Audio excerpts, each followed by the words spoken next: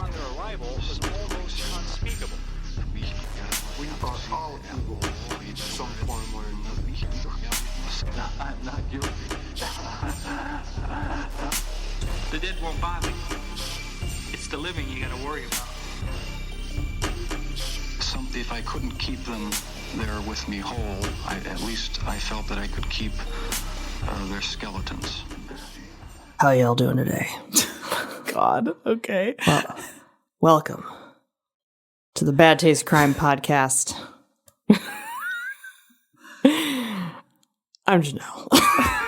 I'm Vicky. Not doing that voice. Sorry, I was channeling Yellowstone. Oh, is that what that is? Yeah. No.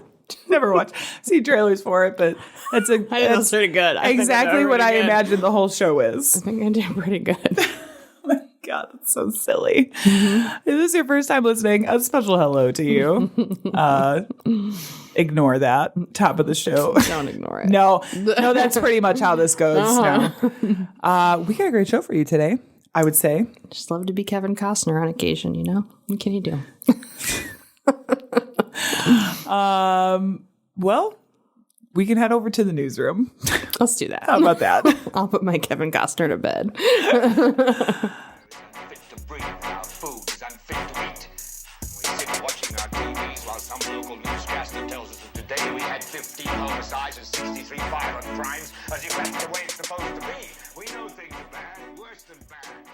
Our news story this week comes from probably one of your all-time favorite places, Janelle. Cincinnati. I was going to say, it's not Florida. No. Cincinnati. You know, I'm a Cleveland girl, bitch. So 44-year-old Lisa Necrelli was arrested and charged with child enticement after a family reported that she went to their home and tried to get their son to go with her, claiming that she was from CPS. Uh-oh. Yeah. So they talk about, and the child is like young, 4 years old. Mm. Okay. So after they saw the video of what happened, because they had like Ring doorbell cameras, I think, something like that. They saw that she was like out talking to their son for like a minute before he came and got them, like probably 5 minutes of her like putting her arm around him, like, touching his hair. And then the son came in and said, hey, there's a woman out here who wants to talk to you. And she introduced herself as Lisa from CPS, saying that she wanted to come in the house for an inspection. Somebody had filed a complaint, but when she left, she didn't leave any of her contact info. Mm-hmm. So they were like, this is really kind of weird. So they looked at the cameras and that's when they found this. They also called CPS and had them look into it. And they were like, yeah, this is not a person that we have. There's no Lisa here at CPS. Yeah, right. Yeah, it's very, very, very creepy. There is this article from WCPO Cincinnati does say that a handwritten statement from Necrelli filed in court documents says she'd been drinking since waking up that day. So you're going to steal a child and pretend you work for CPS? Yeah. So the affidavit, according to the article, the affidavit says, quote, I walked to Kroger to get more beer. On the walk home, I saw a young child that I felt wasn't being supervised. So in an attempt to scare the parent, I pretended to be from CPS. I mean, that's a choice. Yeah. But the family, of course, is saying that she asked their son, at least 3 times to come home with her. Anyway, she's also looking at impersonating an officer in burglary. She has been arrested before, charged with disorderly conduct in 2005 and public intoxication in 2011 and is currently being held on $10,000 bond. But like, that's some scary shit. And kudos to the family for placing a call to CPS to be like, to verify, is this legitimate? Yeah. So be careful out there, y'all. Not everybody is who they say they are. Next, we're going to move on to Netflix and Kill, where this week we are talking about King of Clones. Have you watched this yet. No. I've been in a Vanderpump Rules Yes. hole, so no. Yeah, so we talked before recording. I was like, I don't know if you've seen this because I'm pretty sure it came out like 2 days ago as we record, and I watched it this morning. So this is a very interesting documentary. It looks at a genetic researcher, Wang Woo-suk, Dr. Wang, from Korea. He's from South Korea. He really became this sort of pioneer in the field of genetic cloning, starting with animals. He has done racing camels, dogs, sheep, pigs. His company alone has cloned hundreds of dogs. And so they were attempting to clone humans. Well, Okay. yes. There was a whistleblower at the lab that he was working with saying that the human embryos that they were obtaining to run their, what do they call it? They were doing a lot of embryonic stem cell research. Okay. And he was like promising people in wheelchairs that they were going to walk again. I mean, like this type of shit. That's a stretch. So the whistleblower came out and said that actually Dr. Wang had illegally obtained human embryos a lot of times from his own graduate students and then lied and manipulated some of the data that was coming out in regards to their cloning results. Super sciencey, bro. Yeah. So he does get charged with, there was like an ethical violation, but I think he got charged with embezzlement and fraud. And he essentially serves, it's like a year in prison, I think, and is now currently residing in the UAE, where he does work a lot with racing camels. Because that's big in like that's big over there in the UAE. So like, yeah, it's just this really interesting look at one, the cloning field and sort of the arguments for and against, right? Mm-hmm. He was revered as this like celebrity essentially, because he really was like leading in the genetic field, not just in South Korea, but like around the world. And so I think there was a certain amount of overlooking and just like blind trusting that both the government and the public was willing to do. And especially this whistleblower got really like nailed by a lot of people. Like he was a traitor to his boss. You know what I mean? Like he was the bad guy in all of this because the public who supported the genetics research was like, why are you trying to stifle this innovation? Blah, blah, blah, blah, blah. But like, y'all, that's not innovation. No. And it's dangerous. And frankly, harvesting eggs is like fucking painful. Yeah. And not an easy thing to do. It could cause infertility if that woman ever wanted to have kids again. Mm-hmm. You know, I mean, there's a lot of ethical breach, taking eggs from people that work for you. Right. Yeah. That old thing. Yeah, exactly. So I think it's a really interesting documentary because it does look at some of these, you know, ethical questions, I think, but also the idea of somebody trying to, in the science world, sort of defraud the system, right? We just saw this with Elizabeth Holmes and how she just blatantly changed and manipulated data. Yeah. Like that is so harmful to people who are actually trying to do legitimate research. Mm-hmm. You know, it's really frustrating because it does more harm than good ultimately. But definitely worth a watch, I would say. Again, it's like another like hour and a half actual like documentary film, not like a series. So definitely check it out. It's called King of Clones on Netflix. I don't know. It's worth a watch. All right. Our show may not be appropriate for all listeners. Oh, yeah. This one's a big one. This one's a big one. Lots of bad stuff. Janelle, what are we talking about today? Well, you know me. I just can't escape going out west. It's true. I'm starting to sense a theme here. I'm trying just to escape my own reality. Yeah. You know, just like I want to be one of those horses that ran away and is now a wild pony. in I feel that. in I feel that. Yellowstone, you know? Yeah. Yeah. Speaking of Yellowstone, I've been watching that show way too much. I can tell. And that's why we're going to be looking at murders in Montana. Nice. The big sky. I can confirm I do not talk about Mormons in this one. Well, fuck. Okay. I don't know what to do now. I know. What are we going to Maybe I'll do? throw in a Mormon fact at the end. Do it. Talk about the hat. Right. This story is going to take place in the 1970s in Montana. On January 24th, 1973, the Yeager family, we're going to go back to a camping trip scenario, was on a camping trip near the Missouri Headwaters State Park area near Three Forks, Montana. Okay. So a really big camping area. It was mom, dad, older brother, middle sister, and younger sister, Susan. At 4 a.m., 13-year-old Heidi woke up to a draft coming into the tent. When she got up, she noticed that there was a hole cut into the side of the tent, and her younger sister, Susan, was missing. Oh, no. 0 to 10. You're jumping right into it today. Mm-hmm. She woke her parents up immediately, and everyone went outside into the night to look for Susan. A few feet from the tent, they found Susan's stuffed animal, who she always sleeps with. Their father, Bill, got into the car and drove to the nearest phone and alerted authorities while the family continued to stay and look around the campsite. Because this was federal property in a state park, they alerted the FBI.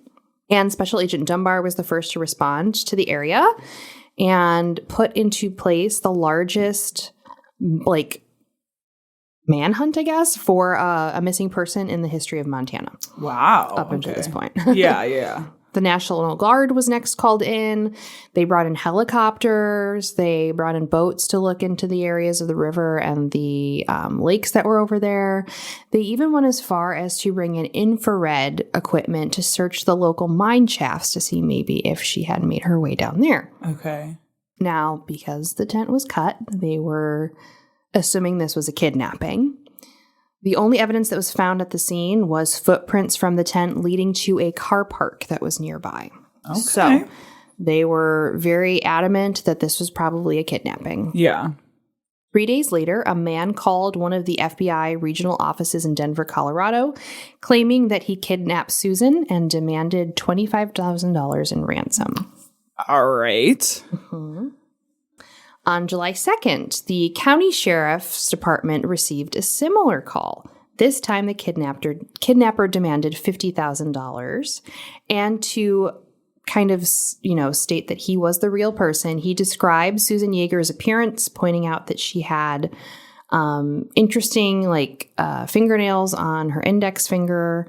And this was later confirmed by her relatives, saying that she had a deformed fingernail on her index finger. Okay. Initially, police agreed that they were going to transfer the ransom money to kind of, do a bait and switch catch situation. Yeah. So they did collect the money, and they did come to agreement on a drop-off point, and nobody showed up. Okay. On September 24th, the kidnapper called back to the Yeager's house this time and talked to Susan's older brother, 16-year-old Daniel. Who did they call the first time? The police? They called the FBI agent office in Colorado and then the county sheriff's office. Okay. He stated that he had previously called the sheriff and the FBI to kind of prove that it was him. Yeah. Now, by this time, the house was wiretapped in hopes that they would have them call the house. And so they were able to record this. And they were able to kind of trace it to a gas station in Cheyenne, Wyoming. Okay. Despite being able to find the location, there was no cameras or witnesses saying that there was a man in the area using the payphone. The case went cold for about a year when the kidnapper called back again. For approximately an hour, he talked with Susan's mother, Marietta, during which he kept stating the appearance of Susan, all the previous phone conversations he had, saying that he wasn't going to be able to bring her back. Okay. Which is very ominous. Yeah. A few days later, authorities contacted a man named Ralph Green in the Three Forks area where Susan had been taken. Green reported an invoice for a phone call made on June 25th, which he had not made. So he basically stated that his phone called somewhere that he did not make the phone call. Oh. Yeah. While investigating the telephone cables, policemen found a voice gateway and another device that were built into the line, which they suspected Susan Yeager's kidnapper had used. So he tapped someone else's phone line and used it. Oh, is that what a voice gate is? Like a way to bypass? So splitting off a phone line. Okay. Yeah. Okay. So he split off a phone line. Wow. Yeah, that's like some high-tech shit. Now, during this time, the FBI was in the early stages of criminal profiling. Okay. And this case was one of the first that they would use this new technique for. Ooh. Yes. So using this criminal profiling information, several profilers from the FBI were compiling information and trying to get an idea of what this person was. So by their estimation, the suspect was age 25 to 30, white male, probably local to the area with a background in telecommunications or the military, and most likely a social outcast who had problems interacting with other people. Okay. 8 months after Susan went missing, a 19-year-old named Sandra Smolligan was kidnapped from the same area. The police discovered that the victim's car was missing. They started by searching for the missing vehicle. An officer discovered the vehicle in an abandoned farm. They noticed that there was a pair of underwear in the car. Okay. And it was placed inside of a barn out of eyesight. The car was underneath a tarp and had the license plate removed, so they had to identify it via a VIN number. Upon investigating the property surrounding the area, they found a barrel which had burned fragments inside of it. Upon further investigation of the burned fragments, they located human teeth in the ash pile. Oh, no. They sent the teeth to a forensic lab, and they were able to get Sandra Smolligan's dental records, and a few weeks later were able to confirm that the remnants inside the barrel was Sandra Smolligan. Oh, no. Now, investigators were asking around the Three Forks area, and a couple people stated that there was a local that was a little bit weird named David Meyerhofer, and they kind of said he's the local weirdo, so like maybe you should check out him. You know, Okay. like he's a little strange.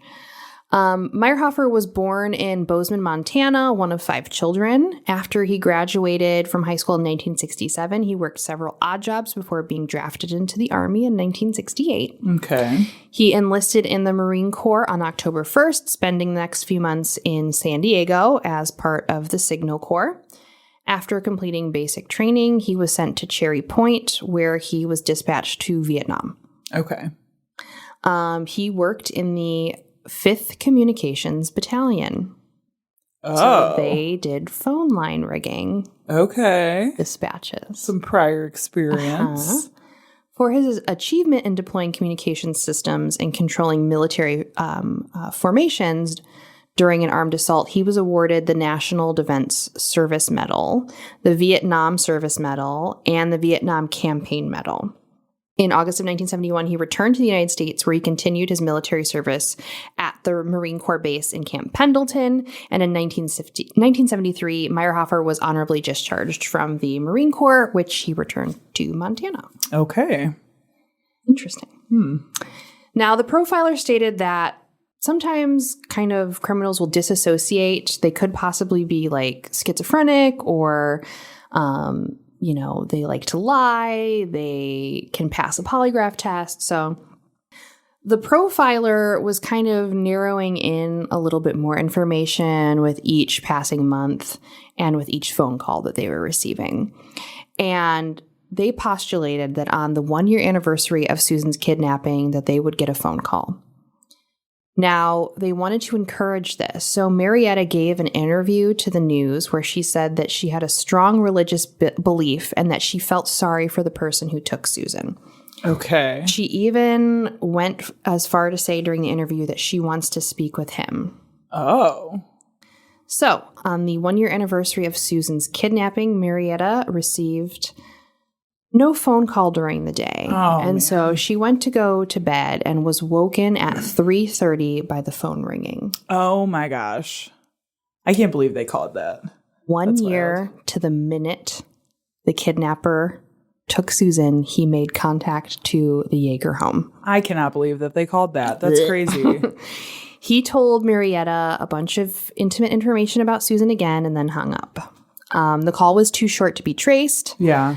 Then he phoned again a little while later. Marietta kind of let him start talking and tried to keep him on the line as much as possible. Mm-hmm. He boasted that he was too smart to be caught. Although she asked him several times, he refused to let her speak to the daughter. Okay. He did say that he could still not bring her back. Instead, he said he was traveling with her. Right. And she was not far from them. I'm sure. Marietta started to kind of take over the conversation, trying to be more compassionate, trying to like change the tune to get him to trust her. Yeah. And they were on the phone for an hour. Okay. So they were able to get a little bit more information on the location. So the police did take the people in Three Forks' advice, and they looked into David Meyerhofer. And they contacted him about where he had been traveling to. And he said, you know, he was here and there around Wyoming, blah, blah, blah.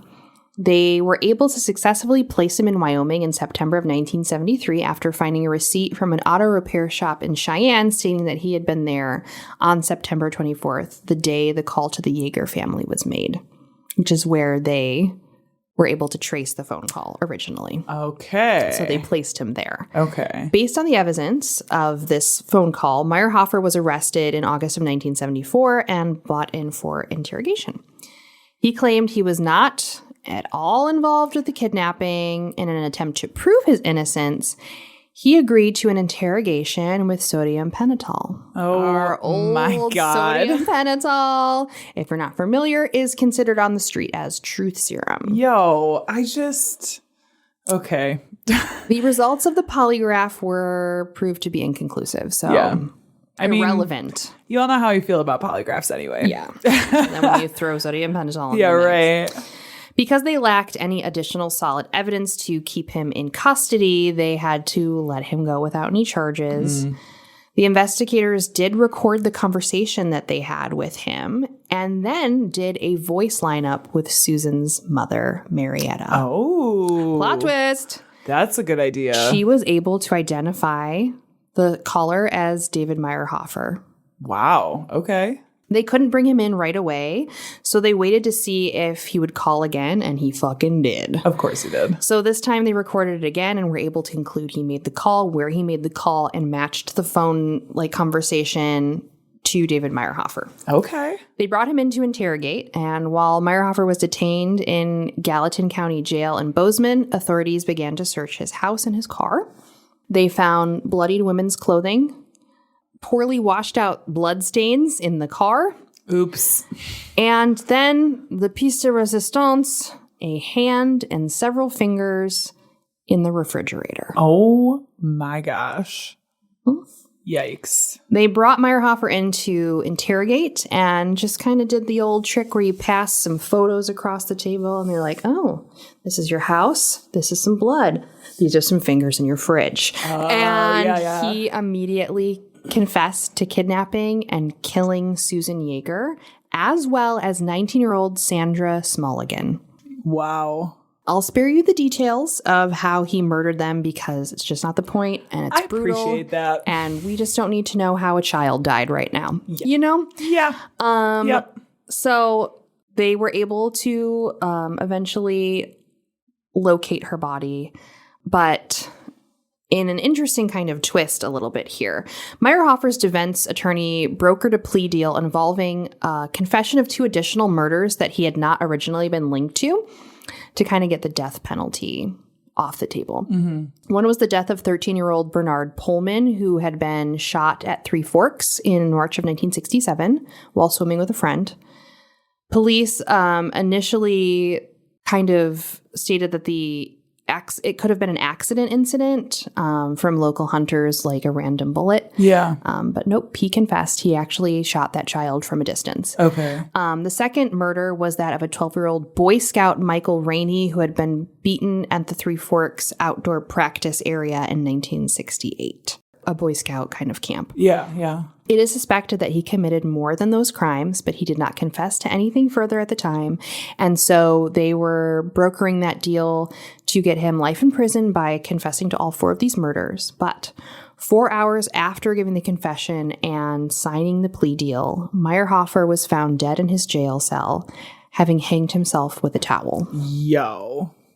Now, the jail had not been informed that Meyerhofer was a murder suspect, so he was not put on suicide watch. Oh. Sheriff Andy Anderson was formally... What a name. Dumb. Was censured by county officials for the suicide. Wow. And in the next election, he'd served for sheriff for 2 decades. He was voted out of office because of the Meyerhofer suicide incident. I'm kind of surprised because it takes a lot for them to censure a sheriff. Like, sheriffs pretty much just kind of do whatever without any consequences, unfortunately. Yeah. So that's kind of surprising to me. The case was officially closed, but there is no reason or motivation given for the murders, and it's really unclear how many other people he killed. Yeah, yeah. On an even weirder note, which I may cover in the future, David Meyerhofer had a brother named Alan Meyerhofer who was arrested in 1986 for a string of child rapes near Seattle, Washington. Ooh. Yikes. So we're going to say To be must be continued. something in the genetics. Yeah. To be Oh my continued. gosh. But that is Ugh. the... It gives me heebie-jeebies. Yep, that's the case.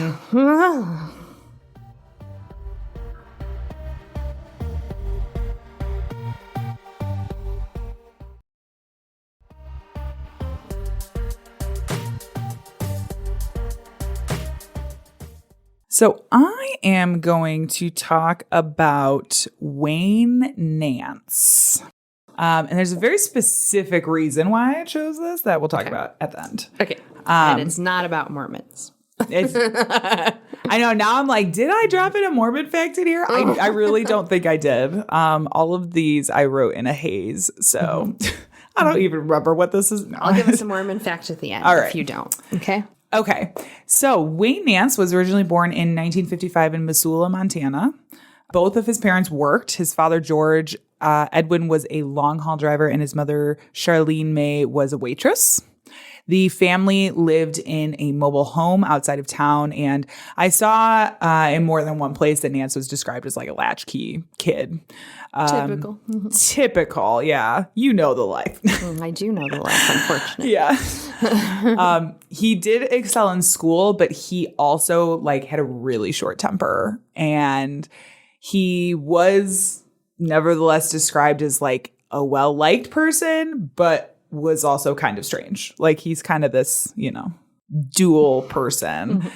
Although it appears he was viewed as sort of delinquent in his younger years. His real bad shit is believed to have started in 1974 at the age of 19 when Nance attacked 39-year-old Donna Lorraine Pounds. Donna lived not far from Nance, just kind of up the road a little bit. And when she got home in April 1974, she had discovered that Nance had actually snuck into her home and was waiting for her. Nance had stolen Donna's husband's .22 Luger and immediately attacked Donna, tying her to a bed with clothesline that he had brought with him. He then raped her, took her down to the basement, and she was shot 5 times in the back of the head. And then he leaves. Donna's husband, Harvey, comes home a little later, discovers his wife in the basement, and immediately calls police. Now, during their investigation, police get reports that the neighbors had witnessed Nance around the home on the evening of the murder, but it wasn't something that was super unusual because he lived in the area. So it's, it's not like that was a weird thing. They did also find bloody underwear in the home, but the underwear had been washed before they had been found, and they weren't really sure where it came from, whose blood it was. They weren't really able to determine any of that. So their investigation actually pretty quickly turned towards Donna's husband, Harvey Pounds, because it turns out that he was having an affair at the time of his wife's murder. But yeah. Which, of course, I mean, they always consider like the family members first. But frankly, if you're having an affair when your wife is murdered, then it doesn't look good, to say the least. Looks very bad. Yeah, not great timing on that. But the case went cold pretty quickly after that, just due to a lack of evidence. So shortly after Donna's murder, Nance joined the military service. Ours have a lot of similarities. Fucking military fucks you up, man. He was in the military service in the Navy from 1974 to 1977. If you don't sing "In the Navy" in your head when you say that. In the Navy. Right? Are you even living? We can sail the seven seas. You're welcome. Thank you. He was eventually discharged after he was discovered with LSD, marijuana, and some other stolen items. He sounds like a good time a little bit at that time. No, LSD, dude. I mean, maybe, stolen but items? What are the stolen items? Snacks, cigarettes. Oh. And Fine. I think there was some like tools or weapons, like some kind of like tools. If you're stealing it from the Navy, but weapons, that's a little suspect. Just 5 years after Donna Pound's murder, rail workers discovered the body of a young woman while on a slow-moving railway. The body had been decomposing for quite a while and was found near I-90. Authorities were unable to identify the remains, and so they gave her the name Betty Beavertail. Which, I'm sorry, what? Yeah, because they were using it as an indication of where the body was found. So I think it was like Beavertail Pond was like right by where she was found. And this is something that will become a theme throughout this whole story, is they would give these unidentified victims names that was like a first name and then the location of That's where so the body was fucking found. Weird. So that's where you get Betty Beavertail. Not just Jane Doe? No. Jane Doe Beavertail? Yeah, right? Jane Beavertail. Right? Like, what? I don't know. Yeah, what the fuck? Yeah. So that was Betty Beavertail. The remains were eventually identified. Seems almost more disrespectful. I know. To me. We'll just wait. Oh God, fuck. Okay. The remains were eventually identified later. Eventually, it was TBD. It was a couple years later, and they were identified as 15-year-old Devonna Nelson, who had gone missing in 1978. So by 1984, Nance had started a relationship with a young woman who she was going by an alias. Her name was Robin. That's kind of what people knew her as. After they had been dating for a bit, they decided to leave town, assuming they wanted to start a family, like start fresh, somewhere else. However, this did not come to fruition. So this is from Morbidology, quote, "Just shy of 3 months later, a wildlife photographer trudging through the woodland of Missoula came across a grisly scene. Poking out from the earth was a human foot." End quote. God damn it. What is with you and limbs coming out of places, Vicky? Listen. I don't do this stuff, okay? You're I just report on it. Mormons and limbs sticking out of places. So obviously they called police. And when they arrived, they discovered Robin's remains and determined that she had been shot in the head 3 times. Again, Robin wasn't her real name, and police were not able to match her description to any missing person reports that were out at the time. So they gave her the moniker Debbie Deer Creek. Fuck this. Her remains wouldn't be identified until 2006. Oh. When they used DNA testing to find out it was 16-year-old Marcella Sherry Bachman. So just over a year later, in September 1985, more skeletal remains were discovered in West Missoula by a bear hunter. Hunters. Yeah. Hey, there's lots of wildlife. There's lots of wildlife in Montana. Investigators determined that the remains were female and that she had been shot twice in the head. They didn't find any personal items near her body and, again, were unable to identify her at that time. So she received the moniker Christy Crystal Creek. Yeah, I know. hate this. What's with the alliteration too? If it were literally anything else than like, Jane Doe names, I would be like, okay, this is kind of okay. But like the fact that it's Jane Doe names is like kind of fucked up. It's weird. Weird. I don't like it.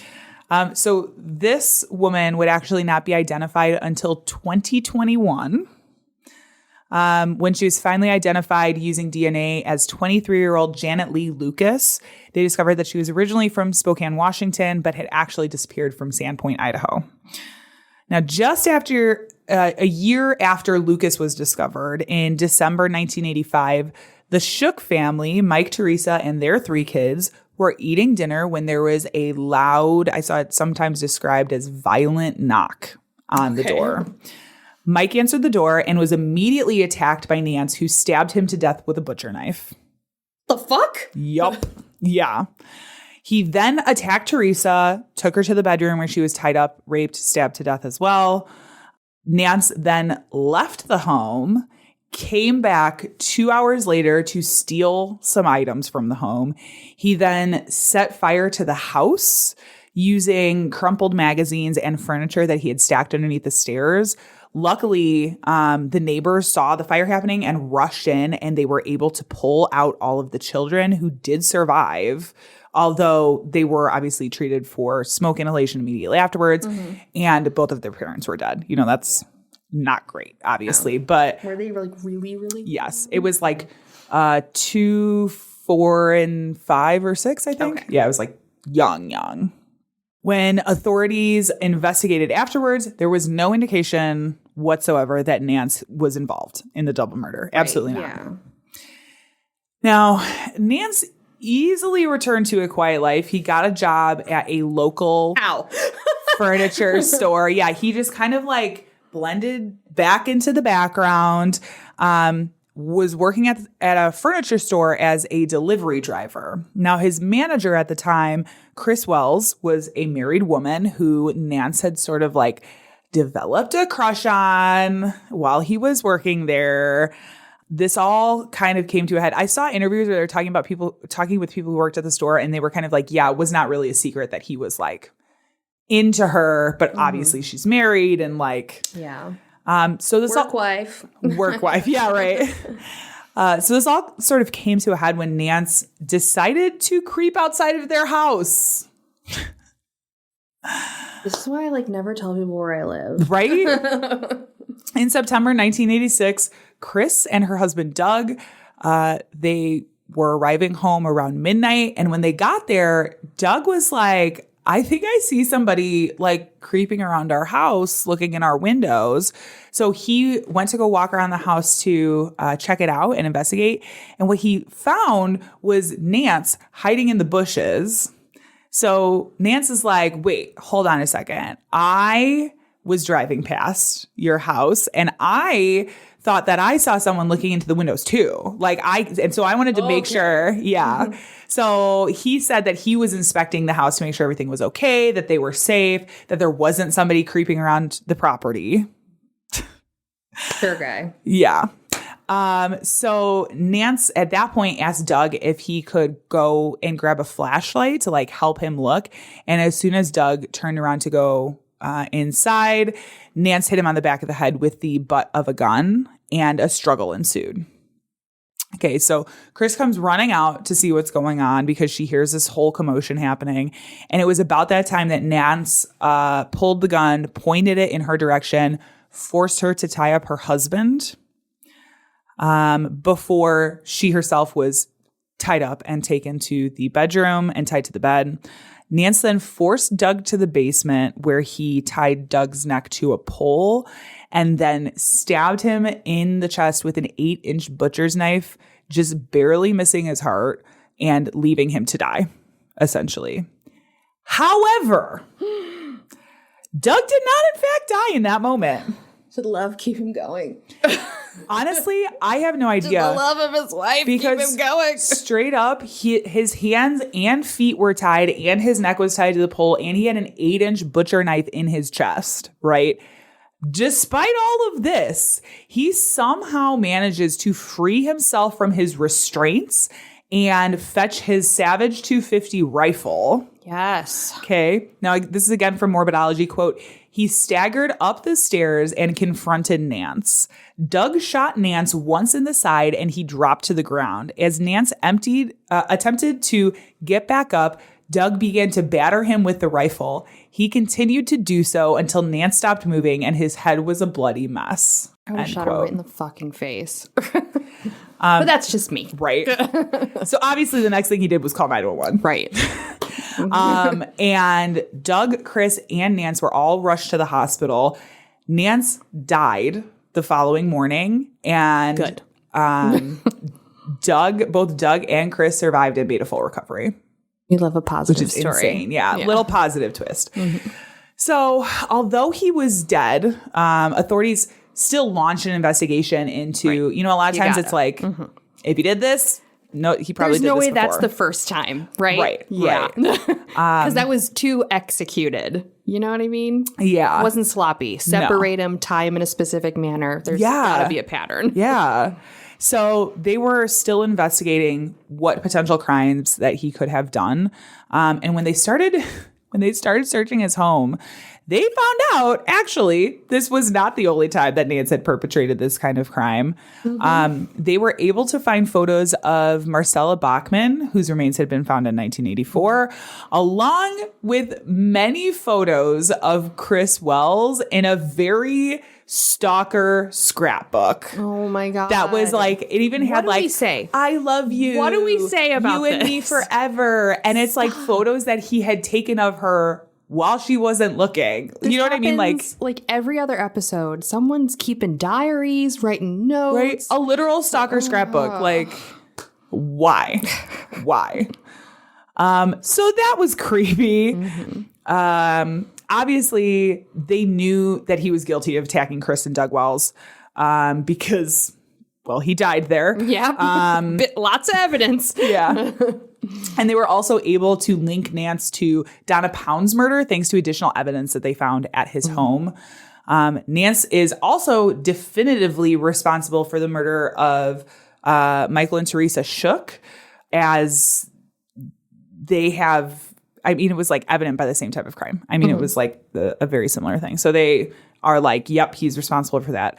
Many of the other murders, he is either suspected of or is the only suspect in the case. Mm-hmm. So some of those remains that I've mentioned earlier, like he's kind of really the only suspect, although they can't definitively say that he is responsible. And that's the case with Devonna Nelson and Janet Lee Lucas. I hope they took his DNA and like kept it so that if they find any more bodies. I hope so too. This was late 80s, right? Because like 86. the Montana wilderness is vast and you can hide so many bodies. Literally. And clearly he was like in the same areas. Like he didn't really leave. Some of these happened in areas that he was in while he was serving in the military. So like that's kind of the thing too. But like it's not like he was going from coast to coast. Yeah, same with like my guy. Like he was in the military. He served at a bunch of bases in California, which, hello, 1960s, late 1960s, early 70s California. How many serial killers were popping off? He probably did so many more crimes. Literally, yeah. Yeah, that's a really good point. I hope that they had the foresight to do that, but like, I doubt it. Yeah. Montana police. No.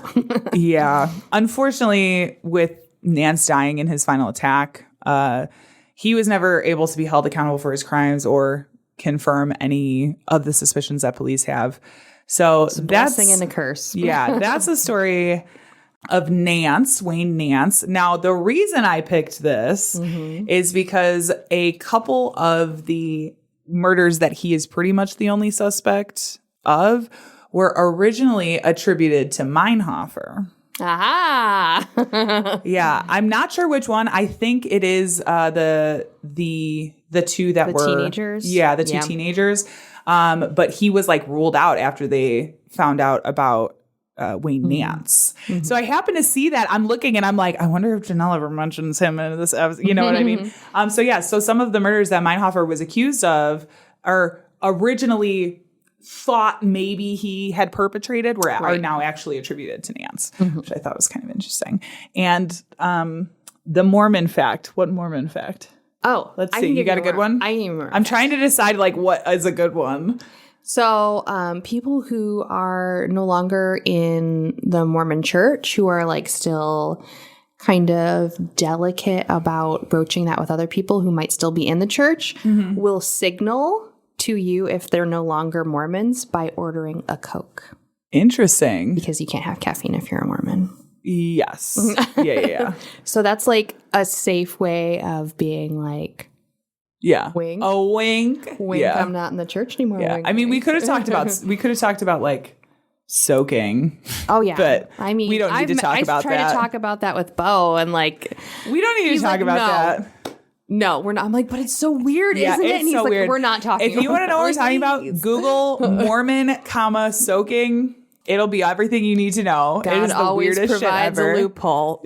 Oh my God. On that note, why don't you check out this podcast? A literal loophole. Oh my God. Ew. You're welcome. Need an escape? Vanish into the depths of a magic forest. Head out on an interstellar repair mission. Travel back in time to change the future.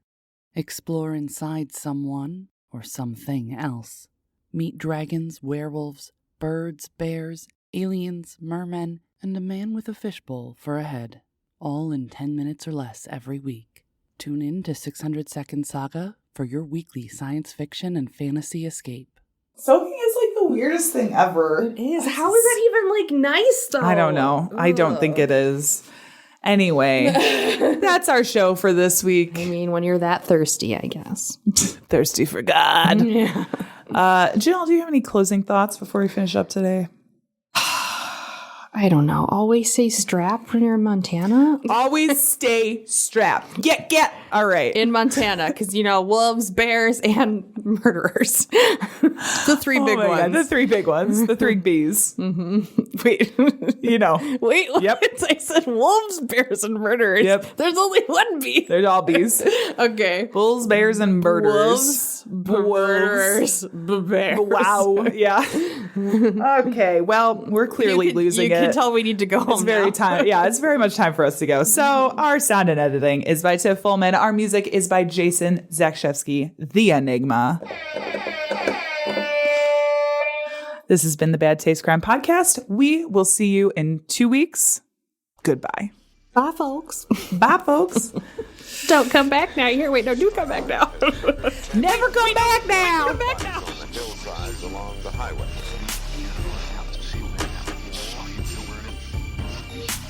It was as if a wave of evil washed over this town. We are all evil in some form or